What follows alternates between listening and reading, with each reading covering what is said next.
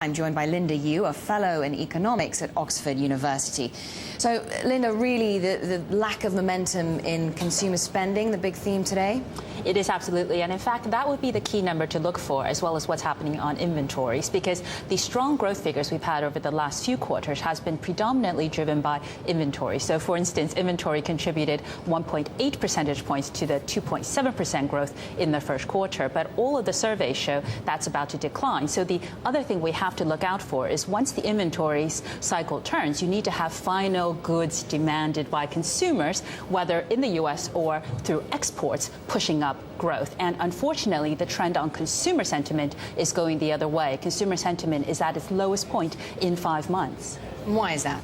Oh, lots of reasons, predominantly having to do with unemployment. So the U.S. is a very high jobless rate, has come down slightly from 10% to 9.5%. But the main worry is that the average person in unemployment has been there for over 6 months. So this increase in long-term or structural unemployed makes people very uncertain about whether or not they can actually get back on their feet. So in other words, if you're unemployed for a few months, you feel like you can get back on your feet, find another job. But when you have structural unemployment, you suffer essentially deterioration of your skills. There's no jobs in the economy. And actually at the moment, because the recovery is so weak, because remember, 2.7% or 2.6% is below what the U.S. normally grows at, which is 3%. The job creation rate is so low. There's 5 people on average competing for every job, and that will not make people consume.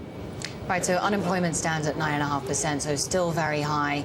Consumer spending is weak. What is the correct policy response to all this? There's a huge debate here, and there's really 2 main things the governments can do, which is one is to continue the fiscal stimulus, government spending to help people get back on their feet. But the political support of this is waning very quickly because the U.S. has a budget deficit of 10% of GDP. The other stimulus, which is monetary policy, will likely stay in place. So monetary policy, which is based on interest rates, will likely stay low for a long period of time. And that's the message you're getting out to the Federal Reserve. That will help a lot of people because this means that their expenditures are lower, but it doesn't fundamentally address the issue of the U.S. having a jobless recovery. Exactly, because we've not seen a pickup in consumer spending. Unemployment is still high. Interest rates are low. What other policy tools they have at their disposal at this point? Very limited ones. The only way to get over structural unemployment is to retrain workers. But also this takes time to retrain workers. But also because of the financial crisis destroying large parts of the financial sector, the U.S. economy has to create